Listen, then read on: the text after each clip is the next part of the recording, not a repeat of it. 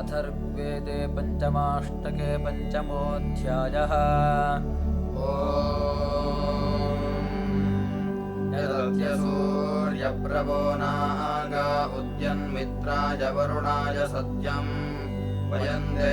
भद्रादिते स्यामतव प्रियासो अर्यमन् गृणन्ताः एषस्य मित्रा वरुणा धृतक्षा उभेदोदेति सूर्यो अभिज्मन् विश्वस्य स्थातुर्जगतश्च गोपारुजुमर्ते शुर्जिना च पश्यन् अयुक्तसप्तहरितः सतस्थाद्या ईमहन्ति सूर्यम् घृताजीः धामानि मित्रा वरुणा युवाकुः संयो यूथे वजनिमालि चष्टे उद्वाम् वृक्षासो मधुमन्तो अस्थुरा सूर्यो अरुहच्छुक्रमर्णाः यस्मादित्या अध्वनो रदन्ति मित्रो अर्यमा वरुणः सजोषाः इमे चेतारो अनृतस्य भूरेर्मित्रो अर्यमा वरुणो हि सन्ति इमऋतस्य वा वृथुर्दुरोणे षट्मासः पुत्रा अदितेरदब्धाः इमे मित्रो वरुणो दूढभासो चेतसञ्जिच्यतयन्ति दक्षैः अभिक्रतुम् सुचेतसं वदन्तस्थिरश्चिरम् हः सुपथा नयन्ति इमे दिवो अनिमिषा पृथिव्याश्चिकित्वांसो अचेतसं नयन्ति रौराजे चिन्नत्यो गाधमस्ति पारन्नो अस्य विष्पितस्य परुषन् यद्गोपा वदति दुःशर्म भद्रम् मित्रो यच्छन्ति वरुणः सुदासे तस्मिन्नातो कन्दनयन्दथा नामा कर्म देवहेडनन्तुरासः अववेदिम्भोत्राभिर्यजेतरिपः काश्चिद्वरुणधृतः सः परिद्वेषोभिर्यमावृणक्तूरुम् सुदासे वृषणा उलोकम् सस्वश्चिद्धि समृतस्प्रेष्येषामपीज्येन सहसा सहन्ते युष्मद्भिया वृषणो रेजमाना दक्षस्य चिन्महिना मृळतानः यो ब्रह्मणे सुमतिमायजा देवाजस्य सातौ परमस्य रायः सीक्षन्तमन्युम् मघवानो अर्य पुरुक्षयाय चक्रे सुधातु इयन्देव पुरोहितिर्युवभ्याम् यज्ञेषु मित्रा वरुणावकारि विश्वानि दुर्गापि प्रतन्तिरो नो यूयम् पादस्वस्तिभिः सदा नः उद्वाञ्चक्षुर्वरुणसुप्रदेकम् देवयोरेति सूर्यस्ततन्वान् अभियो विश्वा भुवनानि चष्टे समन्युम् मध्येष्वाचिकेत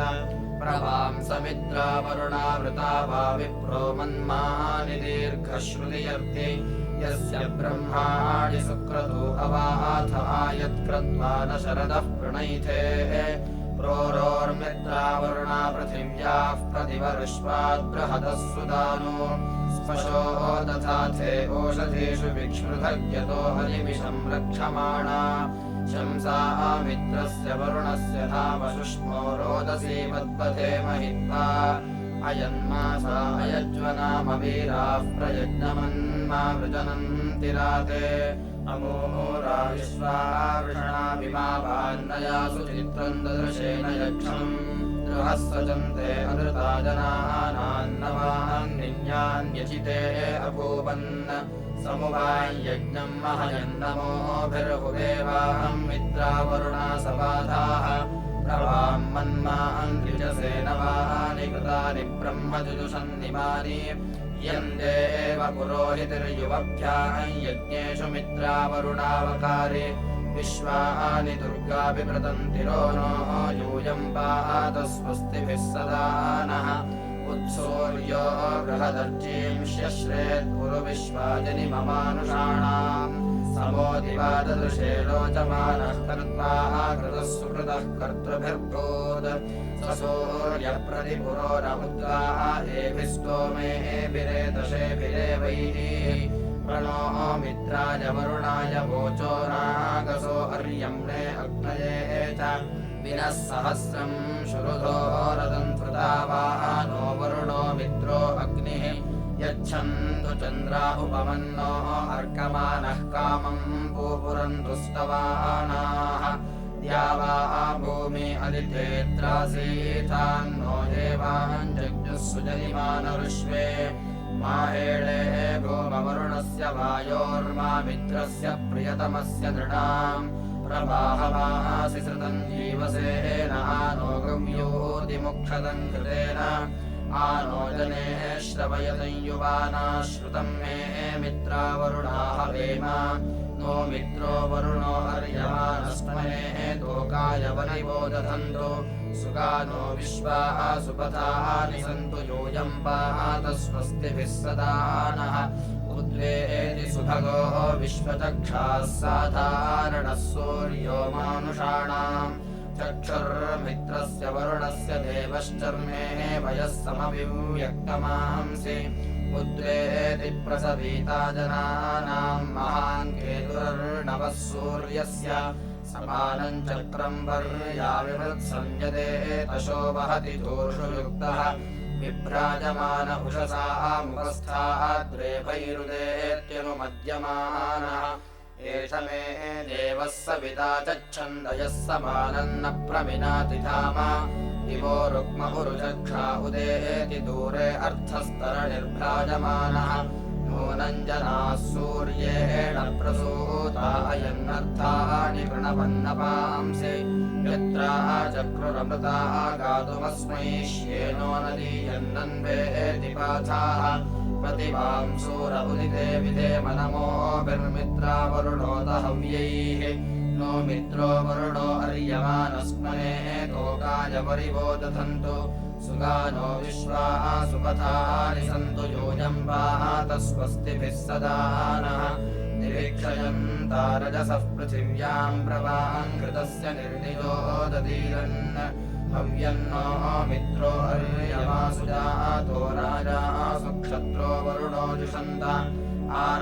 आराजानामहरतस्य गोपा सिन्धुपते क्षत्रियायातमर्वाग् इडान्नो मित्रा वरुणोत वृष्टिमवदिव इन्वदञ्जीरदानु मित्रस्तन्नो वरुणो देवो हर्यः प्रसाधिष्ठेभिः पथिभिर्नयन्तु प्रमद्यथा न आदरिः सुदास इषामदेव सहदेवगोपाः यो वाङ्गर्तम् मनसा दक्षदेतमूर्धान् चेतिम् कृणवद्धारय च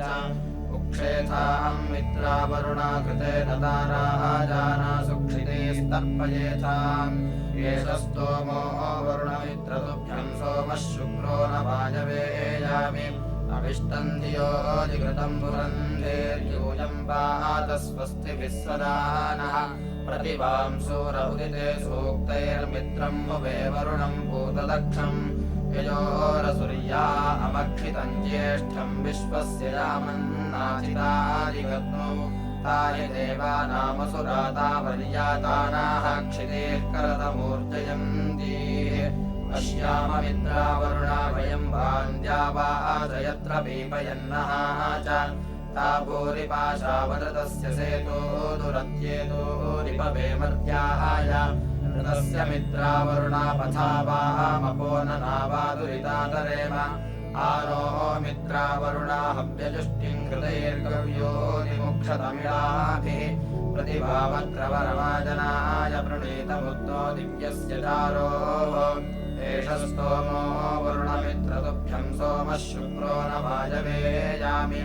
अभिष्टम् धियो जिघृतम् पुरम् धीर्यूयम् पात स्वस्तिभिः सदा नः प्रमित्रयोर्वरुणयोः स्तोमो न एतुशूष्याः नमस्वान्तु विजातयोः या धारयन्त देवाः सुदक्षा दक्षपितरा असुर्याय प्रमहसा तानस्तिपातनूपा वरुणजनितॄणाम् मित्रसाधयतम् धियाः यदद्यसूर उदितेनागामित्रो अर्यमा सुवातिसमिता भगाः सुप्रावीरस्तु सक्षयः प्रणुयामन् सुदानवः येनो अम्भोदिविप्रति उत स्वराजो अदितिरदद्धस्य व्रतस्य ये अहोराजा न ईशते प्रतिभांसूर उदिते मित्रम् गृणीषे वरुणम् पर्यमणम् विषादसम् राजा हिरण्ययामतिरियमवृकाय शवसे इयम् विप्रा मेधसा दजे ते स्यामदेव वरुणते मित्रसूरिभिः सह इषं स्वश्च धीमहि बहवः सूरचक्षसोऽग्निजिह्वारतावृथाः त्रीणि ये मरुविदधानि चेतिभिर्विश्वानि परिभूतिभिः वियेततुः शरदं मासमादहर्यज्ञवक्तुञ्जादृशम् अनाप्यं वरुणो मित्रोऽहर्यवाक्षत्रं राजानमाशत तद्वो अद्यमनामहे सूक्तैः सूरमुदिते यदोहते वरुणो मित्रो अर्यवायूयमृतस्य रथ्यः ऋतावानऋतजाताऋतावृतो घोरासो अनृतद्विषाः तेषां वः सुम्ने सुच्छर्दिष्टमे नरस्यामये च सूरजाः उदुद्यत्तर्शतं वपुर्दिव एति प्रतिह्वरे यदि एमाशुर्वहति देव एतशो विश्वस्मै चक्षसे हरम् शीर्ष्णो जगतस्तस्थुषस्पतिं समया विश्वमानदाः सप्तस्वसारः सुविदाय सूर्यं वहन्ति हरितो रथे तच्चक्षुर्देवहितं शुक्रमुच्चरत् पश्येम शरदः शतं जीवेम शरदः शतं काव्येऽभिरदाभ्यायातं वरुणद्युमत् मित्रश्च सोमपीतये दिवोधामभिर्वरुणमित्रश्चायातमध्रुहाः पिबतं सोममातुजी आयातं मित्रा वरुणाजुषाणा बाहुतिन्नरा पातं सोममृता वृथा प्रतिभां रथं नृपते जरध्यैः हविष्मता मनसा यज्ञियेन यो वान् दूतो नदिष्ण्यावजीकरच्छाः सूदुर्न पितरा विभग्मि अशोच्यग्निः समिधानो अस्मे उपोः अदृश्यन्तमसश्चिदन्ताः अचेति केतुर्षतः पुरस्ताच्छ्रिये दिवो दुहितुर्जायमानः अभिवाहन्नो नमश्विना सुहोतास्तोमैः शक्तिना सत्या विभक्वान् पूर्वेभिर्जातं वध्याभिरर्वाक्स्वर्विदा वसुमता रथेन अपूर्वाहन्नो नमश्विना युवा कुर्रुहुवे यद्वां सुदेमाद्वेव सूयुः आवां वहन्तु स्थविरासो अश्वाः पिबाथो अस्मे सुषुता मधूनि प्राचीमुदेवाश्विनाधियं मे वृद्ध्रां सातये कृतं वसूयुम् विश्वा अविष्टं वाजापुरन्धेस्तानः शक्तं शचीपति शचीभिः अविष्टन्धेष्वश्विनान आसु प्रजावत्रेतो अह्रयन्नो अस्तु आवाहन्तो केतनयेतु तुजानाः सुरत्नासो देववेदिङ्गमेव एषस्य वां पूर्वगत्वे वसख्ये नितिर्हितो माद्वीरातो अस्मे अहेण तामनसायातमर्वागश्नन्ताहव्यं मानुषेषु भिक्षु एकस्मिन् योगे पुरणासमाने परिवां सप्तस्रवतो रथोगात् नवायन्ति सुभ्वो देवयुक्ता एवान्तोषुतरणयो वहन्ति असश्चताः मघवद्भ्यो हि भूतये राजामखदेयं जुनन्ति प्रये बन्धुं सोमृताभिस्थिरन्ते गव्याः पृञ्चन्तो अश्व्याः मखानि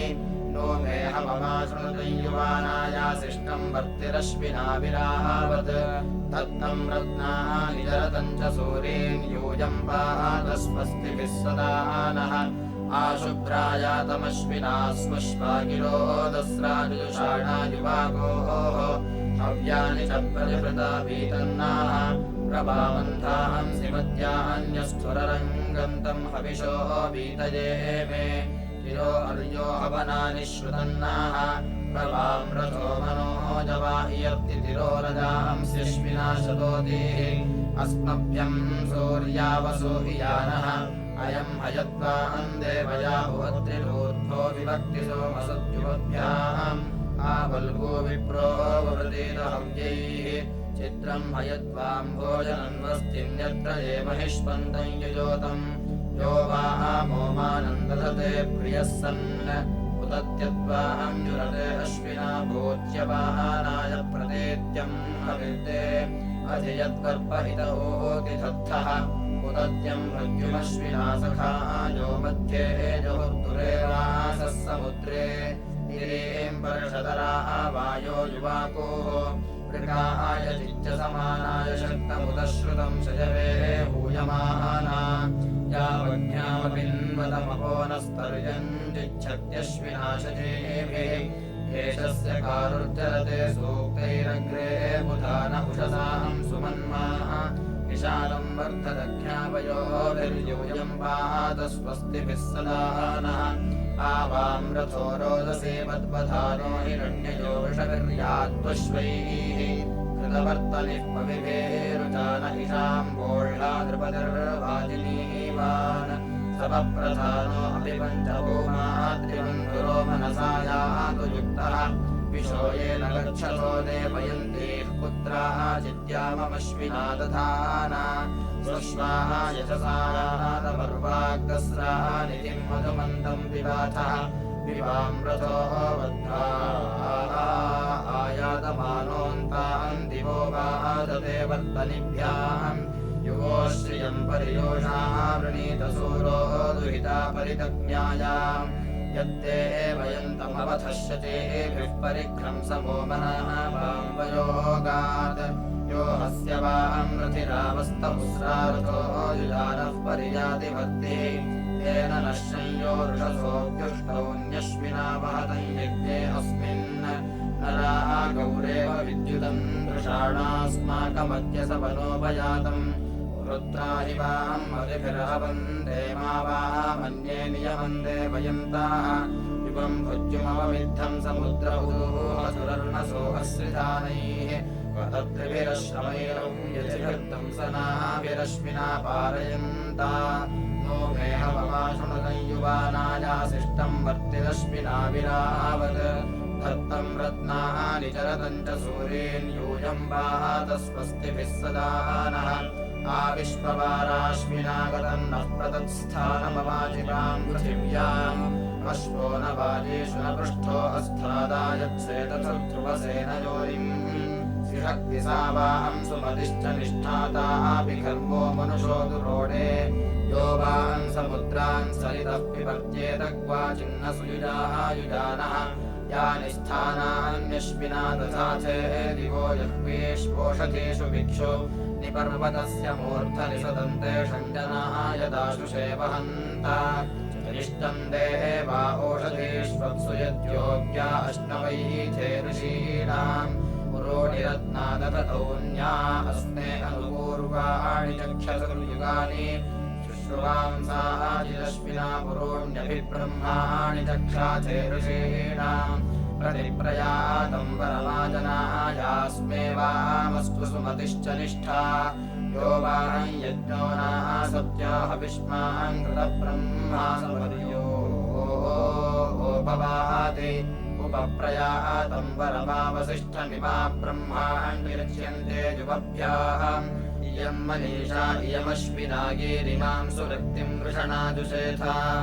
इमा ब्रह्माणि वयोन्यग्मन्यूयं वात स्वस्तिभिः सदा नः अपस्वसु रुषसो नग्येते ऋणक्तिकृष्णेररुषाय पन्थाम् अश्वामघा गोमघावां हुवे मदिवानक्तं शरुमस्मद्युयोतम् उपायातन्दाशुषे मर्त्याः यरथेन वाममश्विना वहन्ता युयुतमस्मदनिराममीवान्दिवानक्तं माध्वेत्रासीथान्नः आवां रथमवमस्यां जुष्टौ सुम्नायवो वृषणो वर्तयन्तु स्योमगभस्तिमृतयुग्भिरश्वैराश्विना वसुमन्तं वहेथाम् यो वां रथो नृपते अस्ति वोढात्रिबन्धुरो वसुमाङ्कुस्रयामा आन एनानाः सत्योपयातमभियत्तां विश्वप्स्न्योदिगाते युवञ्च्यवानञ्जरसो मुमुक्तन्निपेदव ऊहतुराशमश्नुम् विरंहसस्तमसस्पर्तमत्रिन्निजा आहुषं शिथिरेधातमन्तः इयं मनीषा इयमश्विना गिरिमां सुवृत्तिं वृषणाजुषेथा इमा ब्रह्माणि वयोन्यग्मन्यूयं वात स्वस्तिभिः सदा नः आगोमताना सत्यारथेनाश्वावता पुरुश्चन्द्रेण जातम् अभिवां विश्वानियुतः सचन्ते स्पार्हया श्रिया तन्वाशुभाना आनो देवेभिरुपजातमर्वाक्सजोषसाना सत्यारथेन युवोर्हिनः सख्या वित्र्याणि समानो बन्धुरुततस्य वित्तम् उदुस्तोमासो अश्विनोरबुध्रञ्जामि ब्रह्माण्युषसश्च देवीः आविवासन्द्रोदसेधिष्ण्ये मे अच्छा विप्रो नासत्या विभक्ति विचेदुच्छन्त्यश्विना उषासः प्रभाम् ब्रह्माणि कारवो भरन्ते ऊर्ध्वम् भानुम् सविता देवो अश्रे बृहदग्रयः समिधा जरन्ते आपश्चादान्ना सत्या पुरस्तादाश्विनायातमधरादुदक्तात् आविश्वतः पाञ्चजन्येन राजायूयम् पात स्वस्तिभिः सदा नः अतारिष्मतमसस्पारमस्य प्रतिस्तोमम् देवयन्तो दधानाः पुरुदंसा पुरुतमाः पुराजामर्त्याहवते अश्विनागीः न्युप्रियो मनुषः साधिहोताना सत्यायो यजते वन्दते च अश्नीतम् बद्धोः अश्विना उपाक आवाहम्बोजे विदधेषु प्रयस्वान् अहेमयज्ञम् पथामुराणा इमाम् सुवृत्तिम् वृषणाजुषेधाम् सृष्टिरेव प्रेषितो वामबोधिप्रतिष्ठो वैर्जनमाणो वसिष्ठः उपद्यावह्ने एकमतो विशन्नो रक्षोहणा संहृता वेणुपाणि समन्धांस्यग्मतमत्सराणि मानो मर्धिष्ठमागतम् शिवेन आपश्चादान्ना सत्या पुरस्तादाश्विनायातमधरादुदत्तात् आविश्वतः पाञ्चजन्येन राजायूयम् पात स्वस्तिभिः सदा नः इमा उवान्दिविष्टय उस्राहवन्ते अश्विना अयम् वामह्वेवशेषजीवसो विषम् विगच्छथः युवम् चित्रम् ददधुर्भोजनम् न राजो देथाम् सोऽङ्गतावते अर्वाकृतम् समनसा नियच्छतम् पिबतम् सोम्यम् मधु आयातमुपभूषतम् मद्धः पिबतमश्विना दुग्धम् वयो वृषणाजेन्यावसोमानो मर्धिष्ठमागतम् अश्वासो ये वामुपदाशुषो गृहयुवान्देयन्ति बिभ्रतः पक्षोजुभिर्नराहयेभिरश्विना देवायातमस्मयो अथाहयन्तो अश्विना वृक्षः सजन्तसूरयाः तायम् स्वतो मघवद्भ्योऽध्रुवम् यशश्छर्दिरस्मभ्यन्ना सत्या प्रयेययुरवृकासो रथाः इव नृपातारो जनानाम् उतस्वेन शवसाशोषु पुर्नर उत क्षयन्ति सुक्षितिम् योषा आवोति विचारुतेनाविष्कृण्वाना महिमानमागात् अभद्रुहस्तमः वरजुष्टमागिरस्तमापथ्याः अलीगः महेनोः अद्य सुविताय बोध्युषो महे सौभगाय प्रयन्ति चित्रम् रयीयशसन्धे ह्यस्मे देवि वर्तेषु मानुषश्रवस्युम् एतेत्ये भानवोः दर्शनायाश्चित्रा उषसोः अमृताः सभागोः जनयन्तो दैव्याः निवृतान्याः प्रणन्तोः अन्तरिक्षाभ्यस्थो एषा स्यायुजाना परागात्पञ्चक्षितेः परिसद्यो जिगाति अभिपश्यन्ते वयुनाजनानाम् दिवो दुहिता भुवनस्य पत्नीः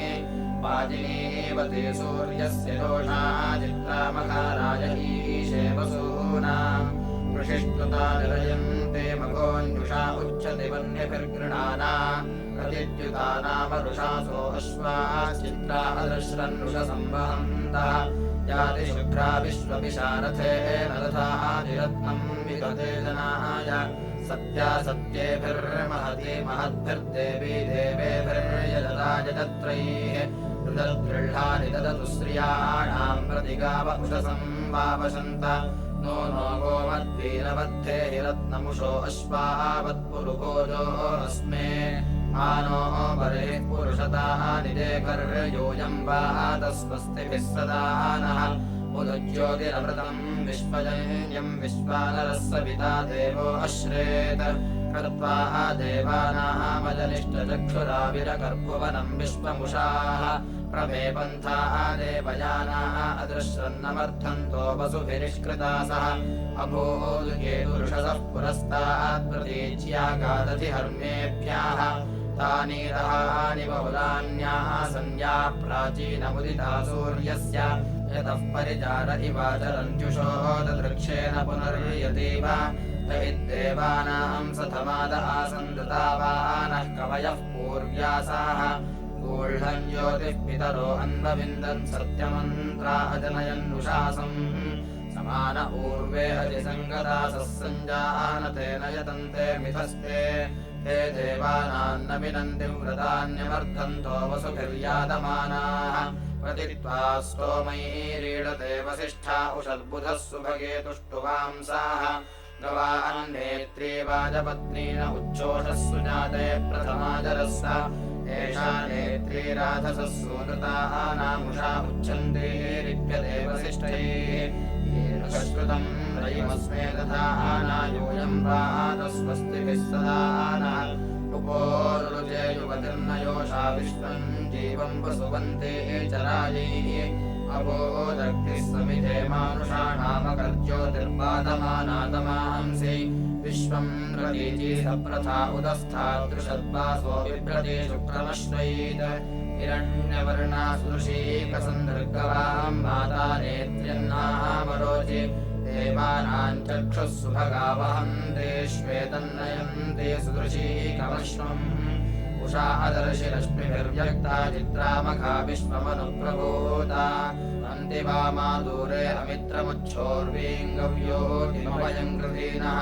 यावयद्वेष आपरावसूनि चोदय राधो गृणते मघोनि अस्मे श्रेष्ठेभिर्भानुभिर्विभाकृतो देवि प्रतिरन्ते नायुः दिशम् च नो ददते विश्ववारे गोमदश्वाः भद्रतवच्चराथाः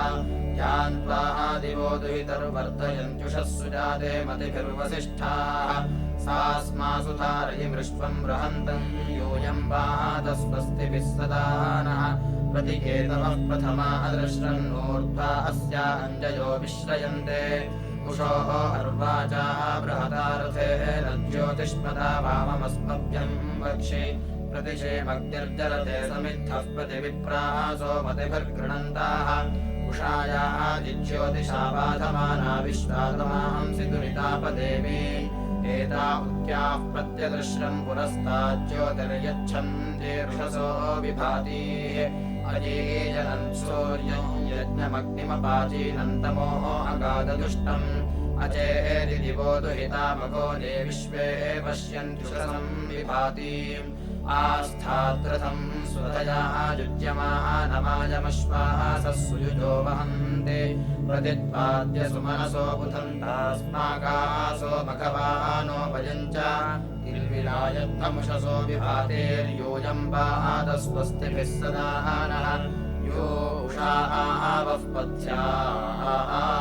आदनानाम् पञ्चक्षितेर्मानुषेर्बोधयन्ते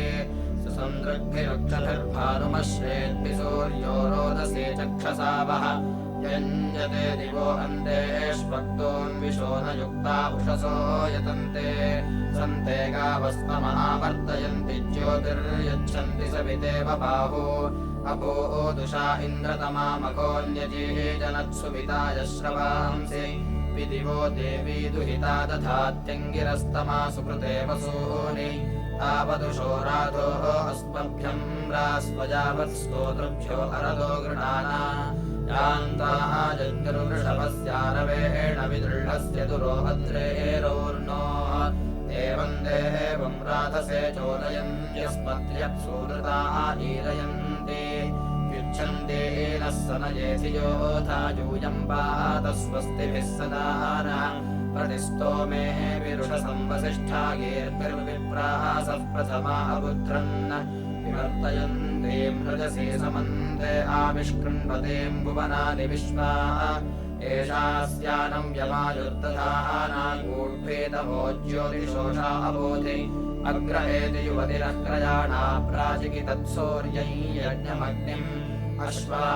अश्वावतीर्गोमतीर्न उषासो वीरवतीः सदमुच्छन्तु भद्राः घृतम् दुहाना विश्वतः प्रतीता यूयम् पादस्वस्तिभिः सदा नः इति पञ्चमाष्टके पञ्चमोऽध्यायः।